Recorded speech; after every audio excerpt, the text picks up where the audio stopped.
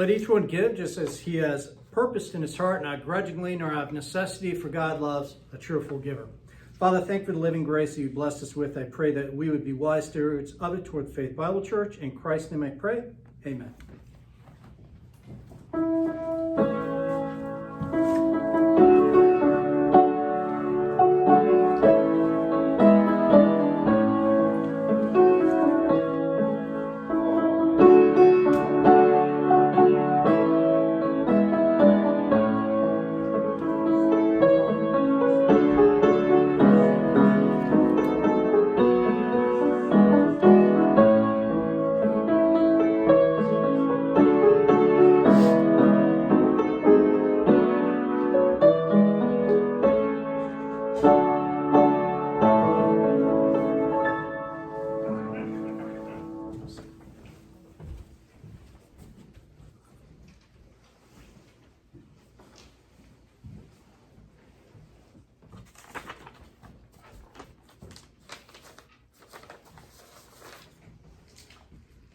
Okay, again, here our PayPal address. It's real easy. Make sure you have the app. You have to have the app downloaded, and then linked it with. It's linked with a bank account or some other funding, and then that's where you send payment. So easy to account for too. And online, you can show your online activity, your payments, and everything for your records. So. It's a nice way to do it. All right, so we just finished Esther 9, 2 through 3. We're starting verses 4 through 5, page 133 here.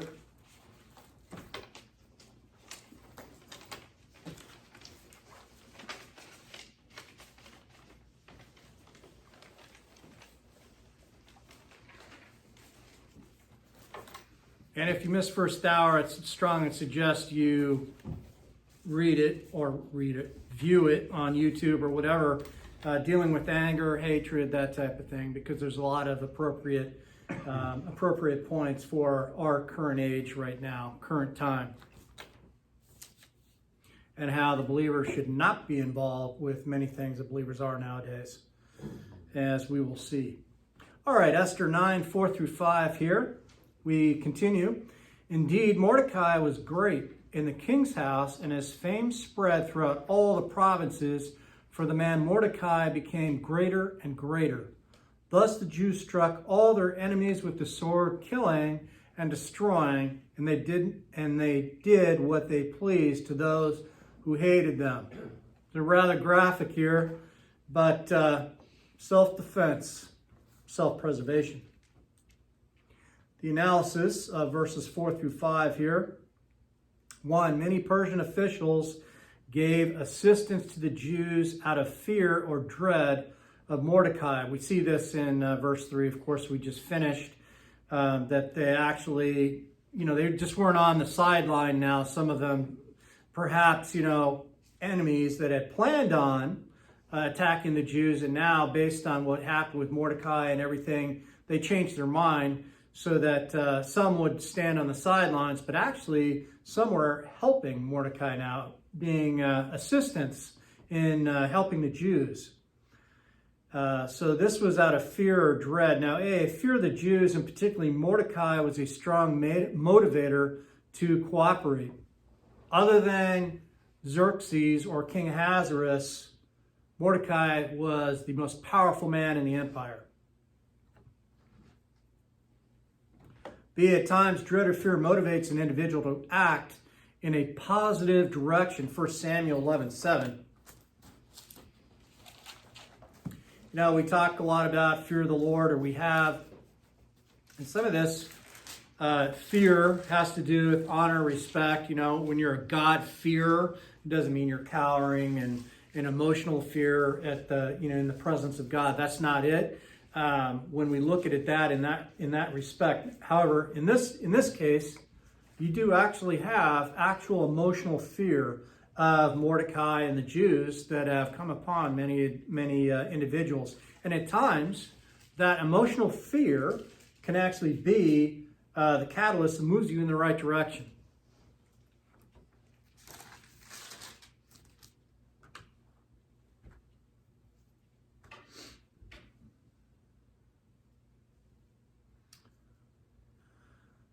So here, verse 1, now Nahash the Ammonite came up and besieged Jabesh Gilead, and all the men of Jabesh said to Nahash, make a covenant with us, we will serve you. Basically, we surrender, what are your terms? But Nahash the Ammonite said to them, I will make it with you on this condition, that I will gouge out the right eye of every one of you, thus I'll make it a reproach on all Israel. You like those terms? Mm-hmm. No. Okay, so this is obviously not a covenant that these Jews are ready to make at all.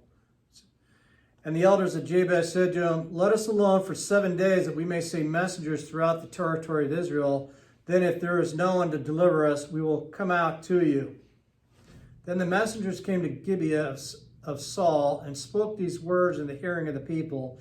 And all the people lifted up their voices and wept. Now, behold, Saul was coming from the field behind the oxen, and he said, what is the matter with the people that they weep? So they related to him the words of the men of Jabesh.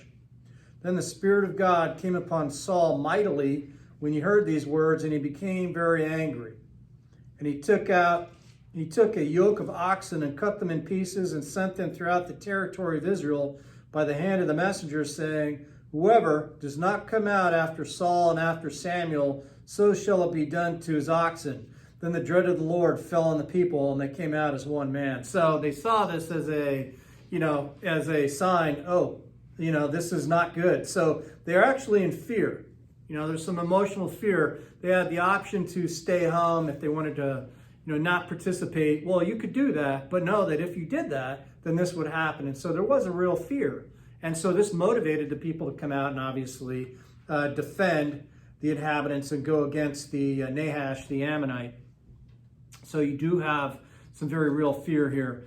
Psalm 105:38.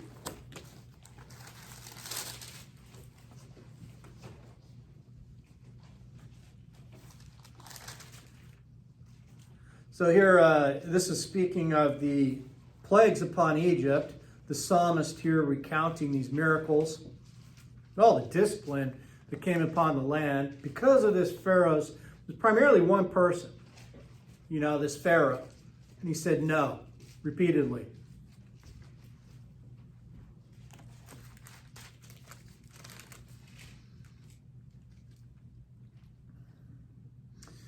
Some of the plagues here. Look at 33. He struck down their vines also and their fig trees and shattered the trees of their territory. This was after hail. And he spoke, and locusts came, and the young locusts, even without number, and ate up all the vegetation in the land and ate the fruit of the ground. He also struck down all the firstborn in the land, the first fruits of all their vigor. Then he brought them out with silver and gold, and among his tribes there was not one who stumbled. So, after this final plague, of course, the Jews were allowed to leave, but the psalmist here alluding in 37 to the fact they brought out silver and gold. The Egyptians paid the Jews to leave. Basically, the Jews asked for things and the Egyptians gave it to them. So it's really unlike any type of, usually when you leave like this, you leave with clothes on your back if you're getting booted out or something like that. In this case, they left with incredible riches. Now, 38, Egypt was glad when they departed, for the dread of them had fallen upon them. So this is this dread, this fear, this word pakad. This is a very deep-rooted fear. In this case, the Egyptians just wanted the Jews gone because of all of this. Who they had their Pharaoh to blame, but no one's going to say, why did you do this to the Pharaoh? But this is what they had, this great fear of the Jews. And so this motivated the Egyptians to let the people go. So that was a positive thing. Should have listened in the beginning because God was saying, let my people go. And they should have complied initially. But they had to go through all this, and then great fear came upon them. And then also a lack of fear or dread. Here, Jeremiah 2:19. Turn there.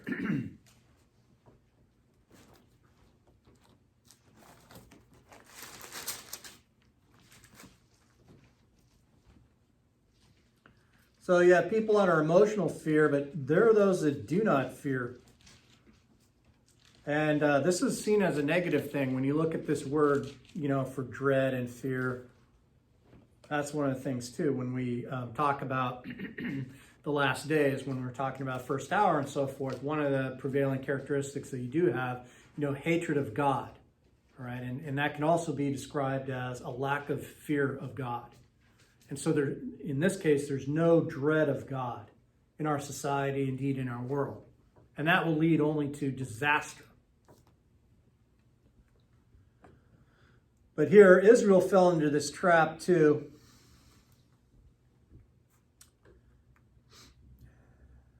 Your own wickedness will correct you, and your apostasies will reprove you. Know therefore and see that it is evil and bitter for you to forsake the Lord your God, and the dread of me is not in you, declares the Lord God of hosts. So, and because of that, they went into captivity. When you're talking about the Assyrian dispersions into captivity, into the nations, the Babylonian, captivities, there's a number of them. And the Jews were dispersed among the nations. That's why we have Esther, and Mordecai and the other Jews in Persia. See, it also served as a deterrent against aggression. Exodus 15:16.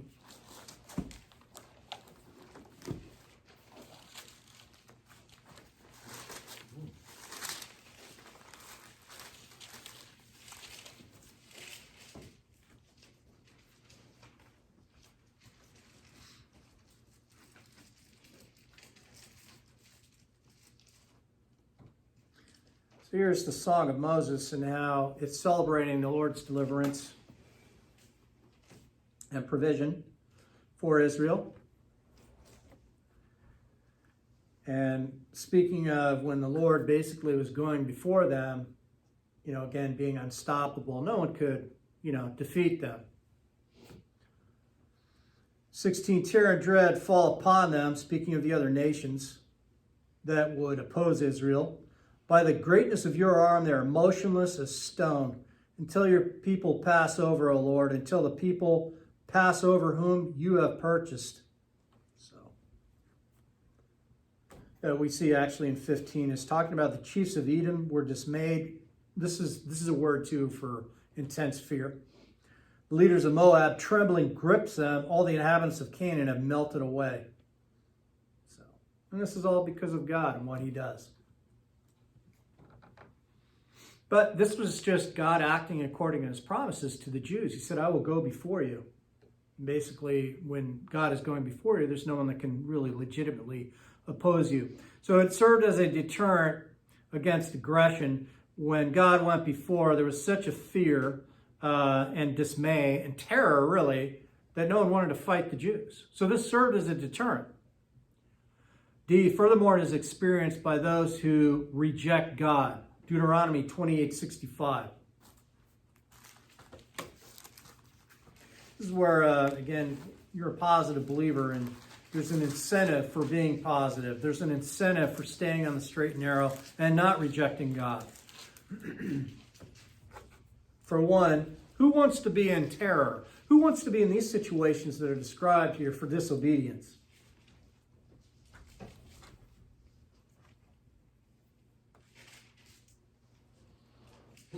It's one of those things, too, that's often been described, well, this is the God of the Old Testament. He's super mean, and all these things. Listen, it's just betrays ignorance when people say that. God is a God of grace, absolute grace. We're here because of that, okay?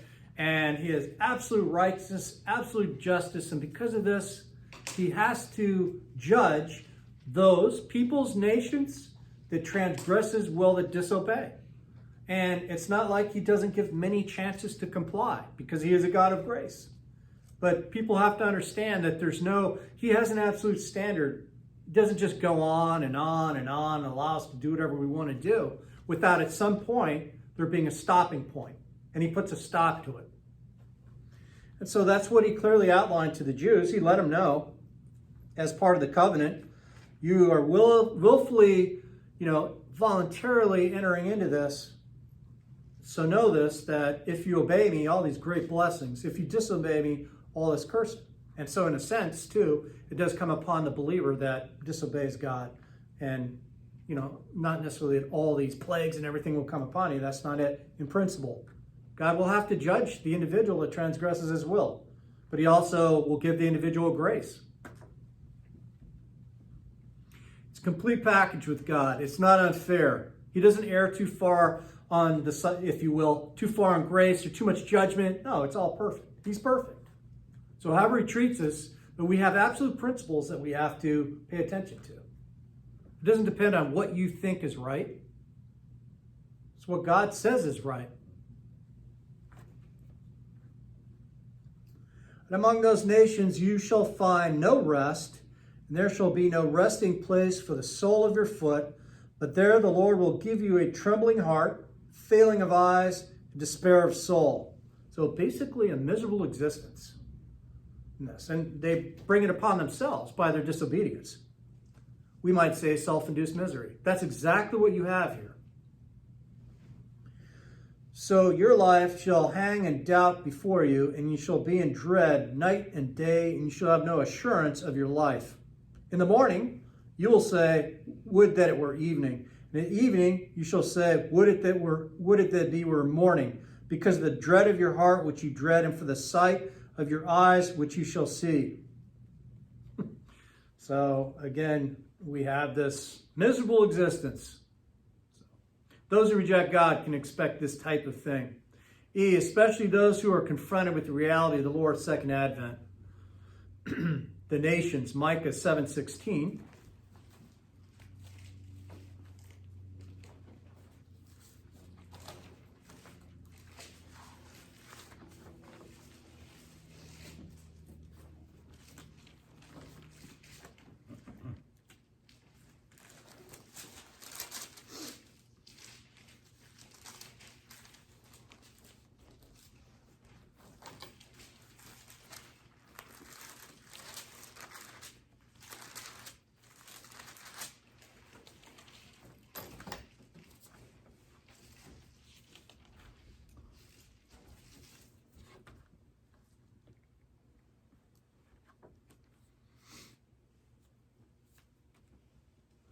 We've made some mention about everything will not continue as it is currently going now. At some point, God will act, and we know, of course, prophetically, Jesus Christ will return to planet Earth.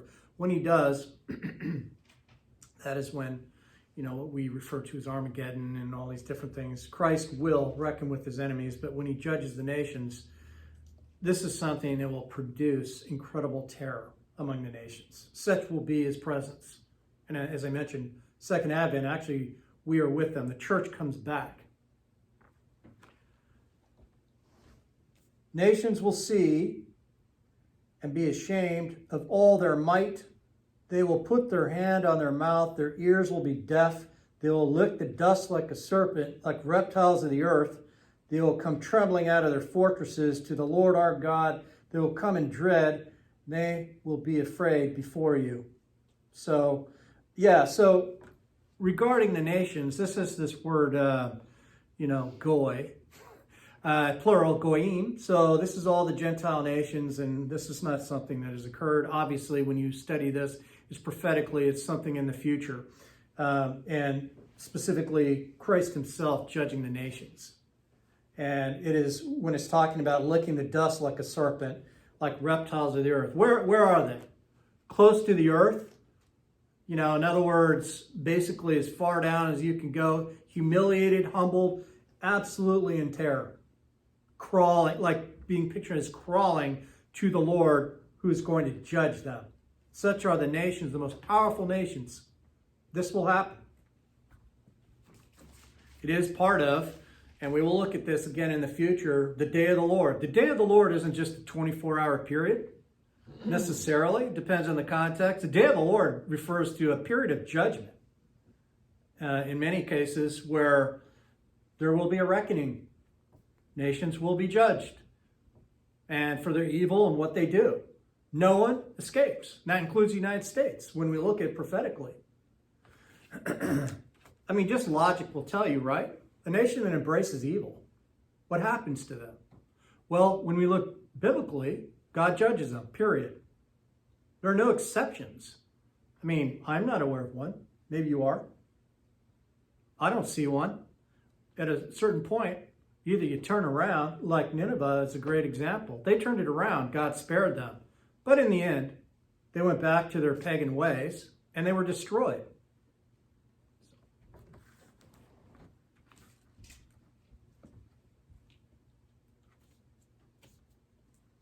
If in contrast, those who adhere to God and his commands will be free from dread. So this is the, where we want to be. You don't want to be cowering in fear. You don't want to have a unclean conscience, if you will, a seared over conscience that you're not doing what God tells you to do. That's what happens. If we continue to act in a manner and conduct ourselves in life in ways that God does not approve of, that we are not lining up with his will, we sear our conscience. And it's in other places viewed as scar tissue of the soul. And this is something that it desensitized to God's truth, and the believer continues to go off track. The further they go, the more scar tissue, through basically rebellion against God, it just gets worse and worse and worse. But those who do not do that, then again, we're not going to have terror. We'll be free from this dread. 2, the reason for the dread is provided in verse 4, where it says, Mordecai was great in the king's house. 3, our adjective great refers to Mordecai's political influence and power. This is an adjective gadol. It's pretty basic. It has a number of different nuances depending on the context here. But obviously, if it's saying Mordecai was great, yeah, you look at, well, where did he come from? Well, he wasn't in the administration. He was. And then he was elevated to Haman's place, which is basically second in command, the most powerful prince now in the empire. So he was elevated. So there's this, that he has actual power and political influence. He is the one, remember, that wrote the edict, the counter decree, that allowed the Jews to defend themselves. Now, obviously, it's sponsored by the king, but the king basically, as we know, what he does is he hands it off. He delegates all the time. He doesn't want to take responsibility sometimes. And so that's what he did with Haman. It's like, okay, here, sign here. Okay, I'll sign here. And then now Mordecai and Esther, in particular, Mordecai was in charge of this counter decree. So he sent it out. So he had that great political influence and power. Now, for his reputation and influence became greater and greater throughout all the provinces in the Persian Empire. So at the end of verse 4, we see, for the man Mordecai become greater and greater. Look at Esther. Go back to Esther. Chapter 10. In the closing verses of the book.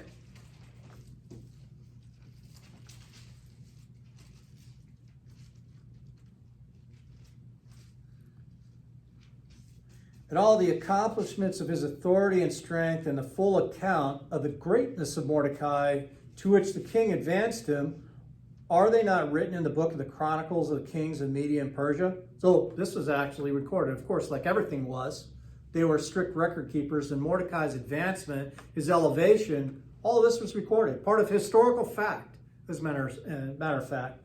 For Mordecai the Jew was second only to King Ahasuerus, and great among the Jews, and in favor with the multitude of his kinsmen, one who sought the good of his people, one who spoke for the welfare of his whole nation. So, this is the thing too. Mordecai was a very good leader. God advanced him, what we've been seeing here.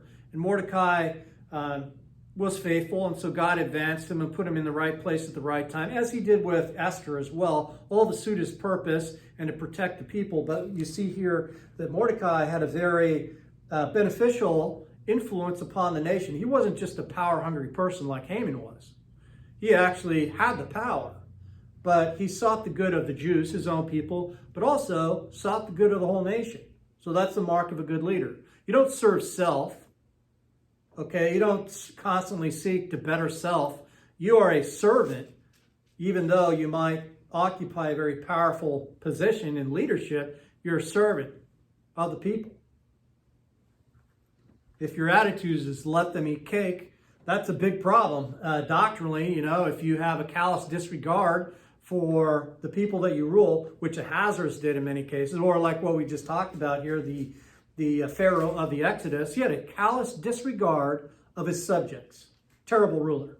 He ruined the nation, as a matter of fact.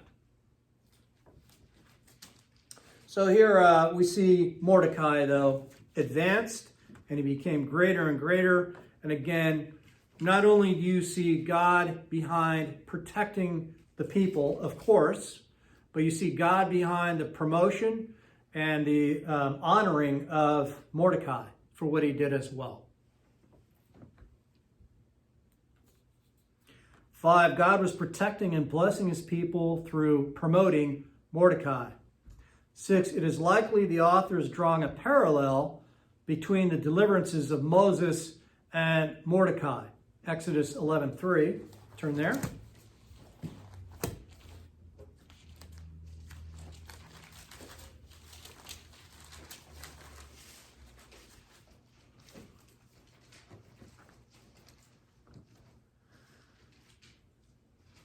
And when you think about it, there's a valid parallel between Moses and Mordecai in a sense, that both were used by God to deliver the Jews.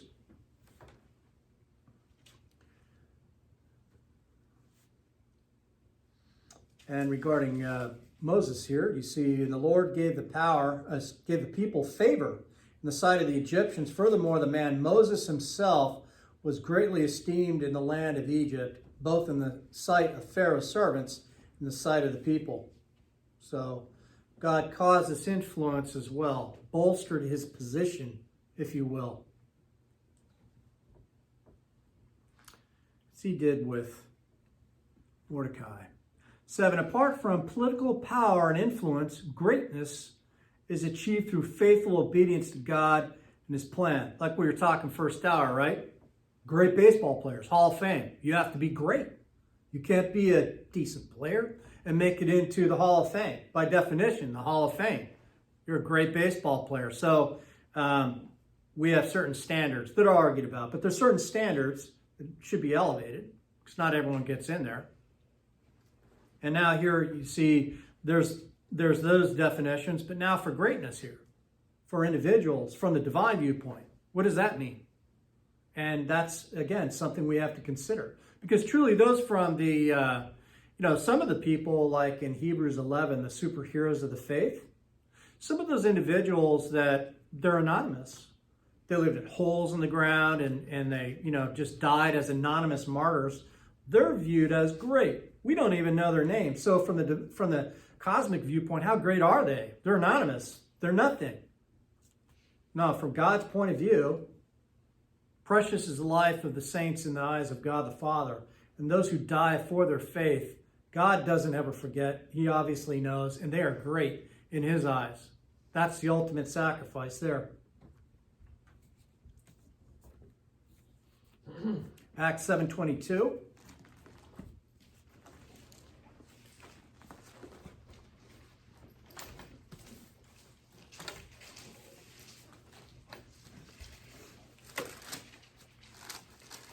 Again, the challenge, just to look at things through the lens of sound doctrine, not through the cosmic lens that is ready to proclaim people great. They're a great person.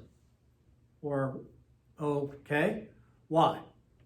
And then you'll get your reasons and so forth. I'm not saying a cosmic point of view that they don't do some good and seek to benefit those, but around them.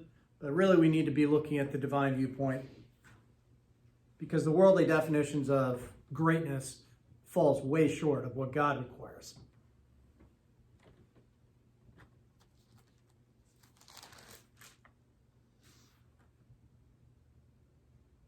So here, speaking of Moses again,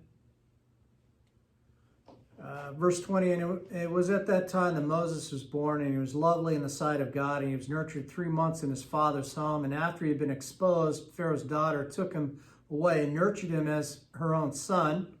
An improbable rise to power there, right? Only God engineers this.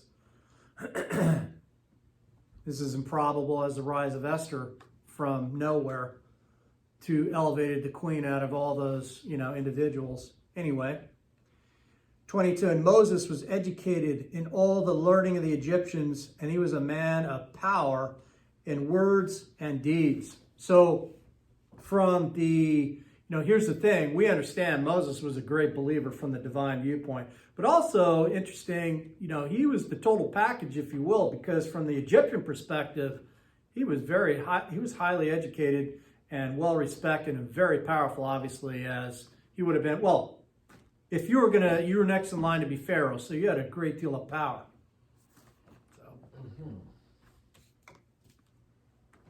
But ultimately, what made Moses great and a friend of God is his faithfulness. It's not the fact that he had all this learning. That's the thing. We think, oh, the learning, how smart. And some people, we ascribe this to, they're unbelievers. How smart are they? No, really, how smart are they that deny the existence of God by even the creation around them, and yet they spend their time accumulating all these facts and an impressive body of knowledge of what? Worldly knowledge, and they neglect God, reject Him. How smart are they? Final estimation, they're actually not on the smart scale. They're on the stupid scale, and it just remains how stupid. They're stupid to do this. Rejecting God by all the evidence, in spite of all the evidence around. Exodus 14:31.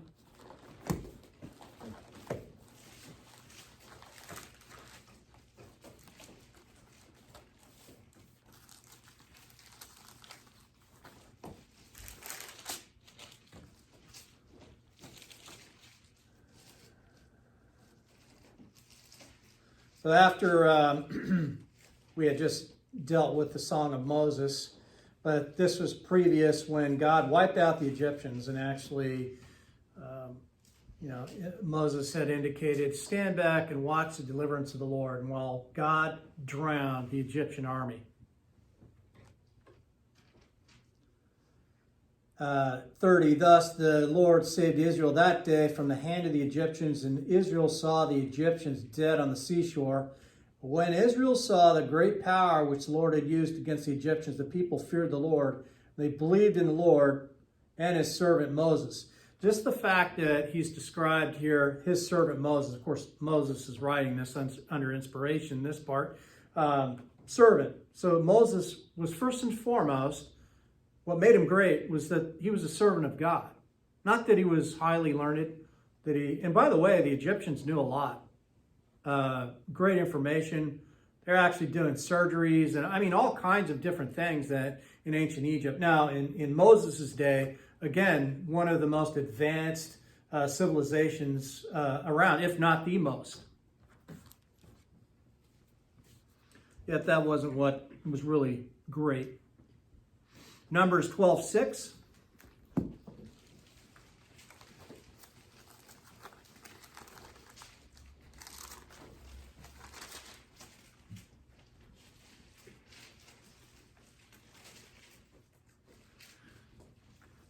So Moses turned his back on the power and position of Egypt. Instead, he's going to go marching around out in the desert for a while in leading some very difficult individuals, the nation of Israel. And so this is what he did. And because of fulfilling these functions in this way, turning all that worldly stuff away, he is considered great in God's eyes.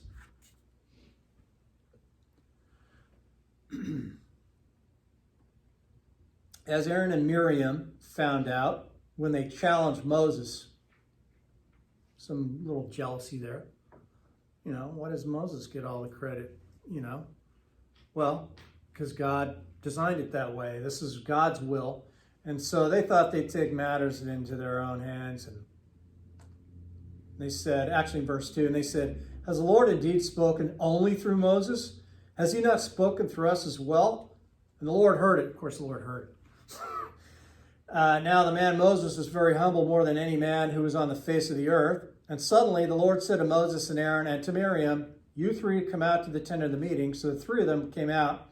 The Lord came down in a pillar of cloud and stood at the doorway of the tent. And he called Aaron and Miriam. When they both had come forward, he said, "Hear now my words. If there is a prophet among you, I, the Lord, shall make myself known to him in a vision. I shall speak with him in a dream. Not so with my servant Moses. He is faithful in all my household. With him I speak mouth to mouth," literally like face to face. What a great honor.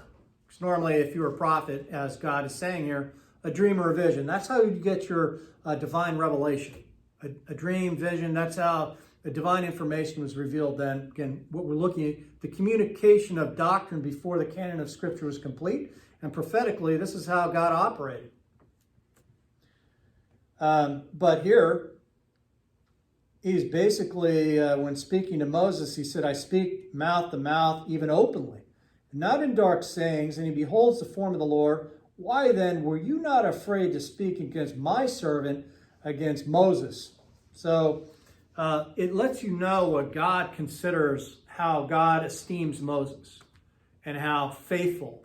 And see, that's the thing, that it wasn't that Moses possessed all these winning characteristics, super charismatic, and all these things. So God said, "Boy, he's a really likable dude. I think, I like him. He's going to be my servant." No, that has nothing to do with it. Moses was a difficult guy. The reason why he was esteemed in God's eyes was first and foremost because he was faithful. That's it. And you see this here. He is faithful in all my household. Not that other people weren't faithful. Miriam and Aaron, they were faithful. But Moses was the one that really was on top of his game spiritually. All right, so this is really what makes Moses great. And actually, when you define greatness, again, from the divine viewpoint, it's achieved through faithful obedience to God and his plan. 8, the demise of the enemies of the Jews was predictable and assured. I say predictable. Why would that be predictable? Genesis, Abrahamic covenant. Those who bless you, I'll bless. Those who curse you, I will curse. And that is still in effect today. And then we see a dramatic turnaround here, obviously, in the Persian Empire. But other nations in our modern day have tried to destroy Israel, obliterate Israel, much like Haman tried to do, wipe them off the face of the earth. So great is their anger and hatred towards Israel, they deny their right to exist and would just assume blast them off the face of the earth. Has it happened? No. Have people tried? Yes, indeed. They have tried. God protects them. And part of the reason he protects them, he has a covenant with them. And this covenant, even though given thousands of years ago, is still being honored. God is faithful. And he does this even for an apostate nation, an apostate Israel right now. Because there will be a time when they will come to their senses. They'll understand the gravity of their sin. And there will be great remorse. But God will save them. He has a plan for them.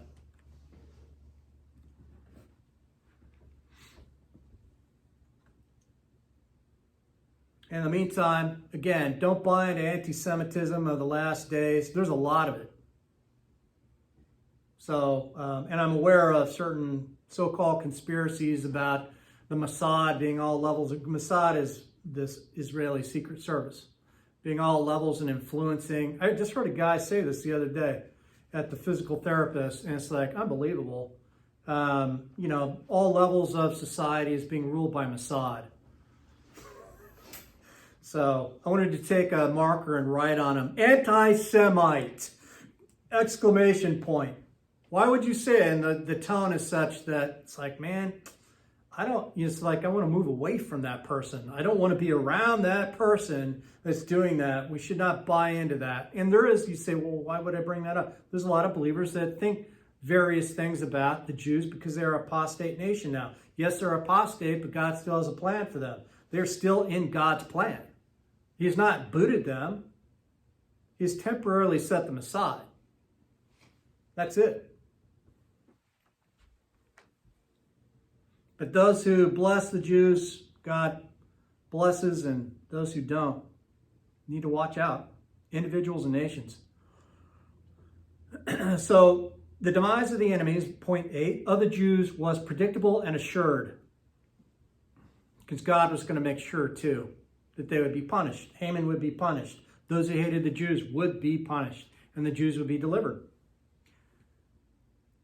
9, the Jews followed through on the counter decree by killing and destroying all their enemies.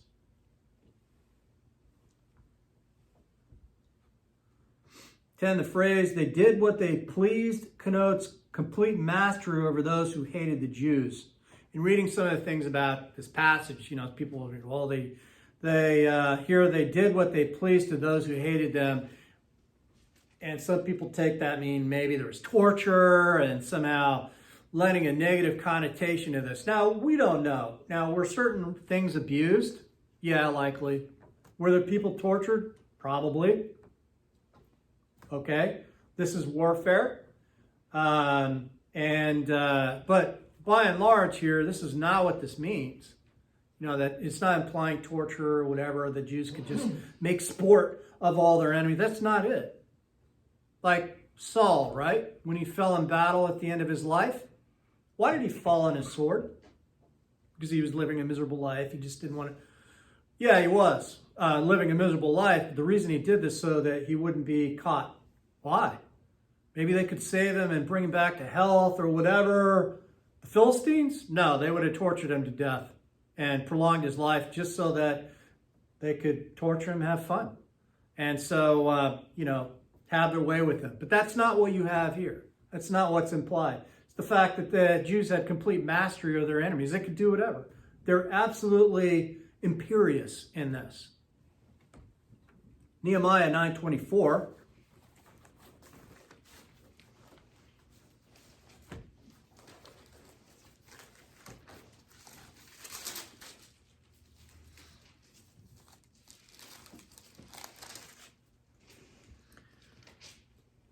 So kind of a same concept here that God gave them complete victory, complete mastery over those who hated the Jews. And so in other points, the Jews were given complete mastery over their enemies because God caused this. Very active. 23, and you did make their sons numerous as the stars of heaven. And you did bring them into the land which you had told their fathers to enter and possess. So their sons entered and possessed the land, and you did subdue before them the inhabitants of the land of the Canaanites. So obviously dealing with the time of Joshua and the conquest of the land. And you did give them into their hand with their kings and the peoples of the land to do with them as they desired. So this idea too is that the Jews just simply had complete mastery over them. It's not a matter of torture and stuff like that. So such was God, and this is part of the miracle here. This is part of God's provision that the Jews could do. Basically, put another way, they could do no wrong. They were absolutely going to be victorious. So, wrong in the sense of they would not be defeated.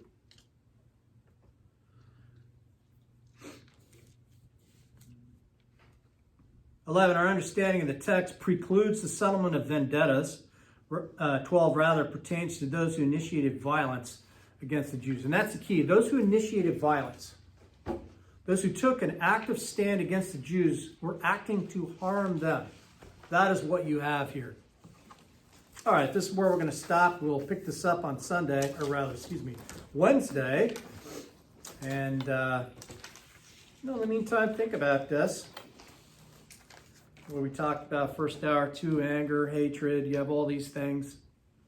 And also think about God's deliverance. How, look, we're dealing with the Jews and how God takes care of Israel, but also believers in tough circumstances. I mean, there's so many different principles you can see here that God delivers believers from various things and so forth, that we need not be upset or afraid, even in the midst of chaos like you have in Esther's day. At first when the decree came out from Haman, there was all kinds of, it was very disturbing and there was an uproar. People were distraught. Yeah, it was a terrible thing. This plan of genocide. God turned it around. He protects believers, as we've seen, that we don't need, as some of these verses, we don't need to live under fear, this dread that the rest of humanity, we'll see some verses that it's interesting, in particular Job. You see the wicked, the life of the wicked, the unbeliever, or even negative believer, they live a life of fear. and they live a life of dissatisfaction. And believers, we shouldn't be that way. Shouldn't be under fear. We should be ready and confident. God's going to take care of us. Things might get rough, and they will get rough, but he's going to take care of us. And not to, again, get in and participate in the lawlessness of the last days. That dishonors God and our faith. So we need to be careful of that. We should be on the side of promoting lawful citizenship as citizens of heaven. That's important. All right, so we will pick this up on Wednesday. Father, thank you for this opportunity and privilege we have to study your sound doctrine. I pray that we would take these principles and apply them in our lives and seek to honor you and glorify your plan and your word. In Christ's name I pray, amen.